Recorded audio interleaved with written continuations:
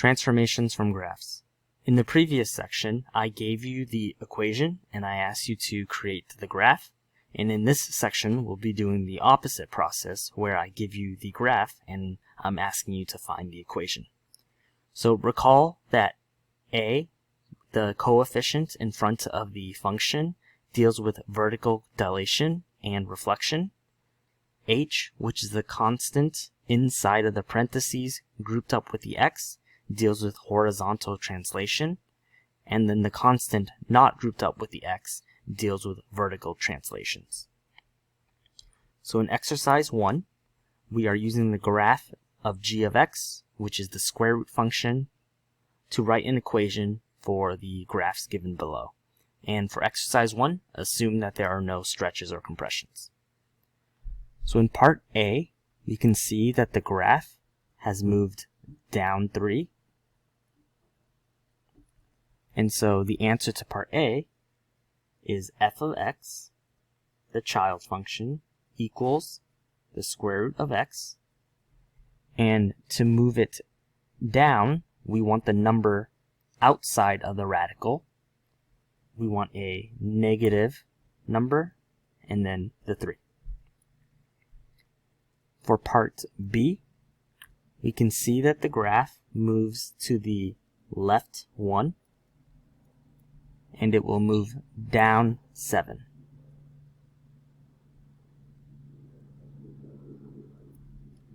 So the answer to part B is f of x is equal to the square root of x. Now to move it left, we want the number underneath the radical symbol. So I'll extend it. And then a positive sign followed by a 1. And then to move it downwards, we use a negative 7 outside of the radical symbol. Moving on to part C, we can see that the graph has moved to the right by 5.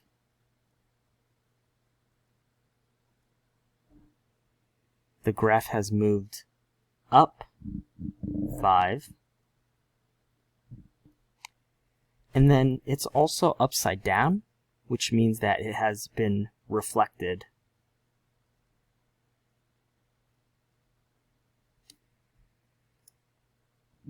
About the x-axis. So the answer to part C then is f of x is equal to the square root of x. So first of all, the reflection means we want a negative symbol in front of the radical. To move it to the right, we are going to use a negative 5. And then to move the graph upwards, we use a positive 5. And that's it for exercise 1. Moving on to exercise 2. We have the graph g of x equals x cubed, and we are going to write the graph for these functions. And what makes these ones different is we will now talk about how to address dilations. Notice that we have the point 2, 2, which means when the x value is 2, the y value is 2. And the reason why that point is useful is because we can use it to find a. Here's what I mean. F of x equals ax cubed. Notice it hasn't moved at all, so we just simply use ax cubed. Now, f of x can be replaced with the y value of 2, and x can be replaced with the x value of 2. So f of x, which is 2, is equal to a times 2 to the third power. And this means 2 is equal to 2 to the third power, which is 8, times a. Divide both sides by 8, which gives us 1 over 4 equals a. And now that we know what a is, we can write the answer, f of x is equal to 1 over 4 x to the third power. Moving on to part B, even though it's reflected, it's not going to change how we approach the problem. We are still going to write this as f of x equals a times x to the third power. And in this case, f of x is the y value of -2, and x gets replaced with the x value of 1. So we have -2 is equal to a times 1 to the third power. Well, this really simplifies to a being equal to -2. So our solution is f of x is equal to -2 times x to the third power. Now, the last exercise combines the ideas from the previous two. Identify the parent functions and transformations, then write an equation.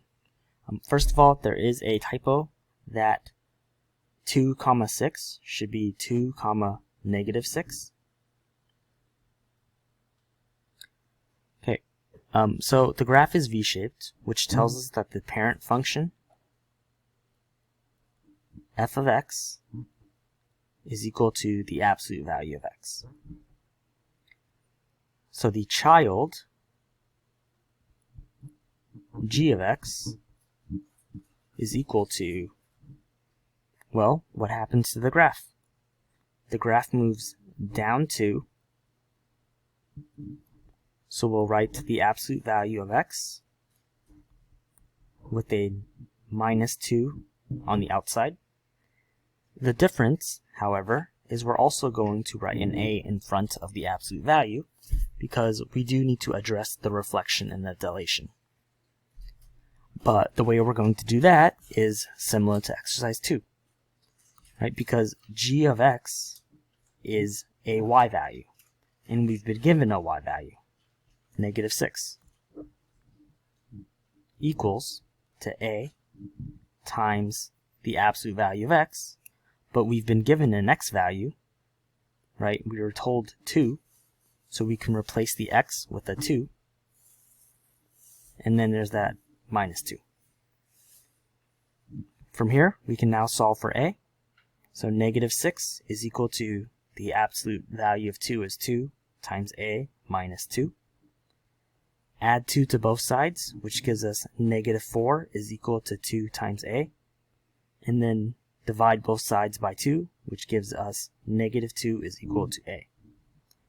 And so our equation is g of x is equal to -2 times the absolute value of x, take away 2. And for part B, we have a U-shaped graph, which means our parent function is a quadratic, or x squared. So the parent, f of x, equals x squared. So for the child, g of x is equal to, we'll just stick the a here for now, and we can see that the graph has moved 2 to the right, and it has moved up 1, 2, 3, 4. So in this case, we want to write parentheses x. To move it 2 to the right, we use a -2 inside of the parentheses, square it, and then to shift it up 4, we have +4. From here, we'll use the given point 1, 5. So g of x is replaced with the +5 equals to a times x minus 2 squared plus 4, but we are replacing the x, right? X is replaced with the 1.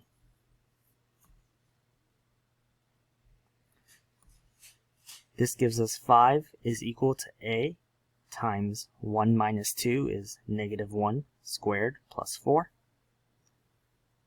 This gives us 5 is equal to a times negative 1 squared is 1 plus 4, which really is just 5 equals a plus 4. Subtracting 4 from both sides gives us 1 equals to a. So our answer is g of x is equal to x minus 2 squared plus 4.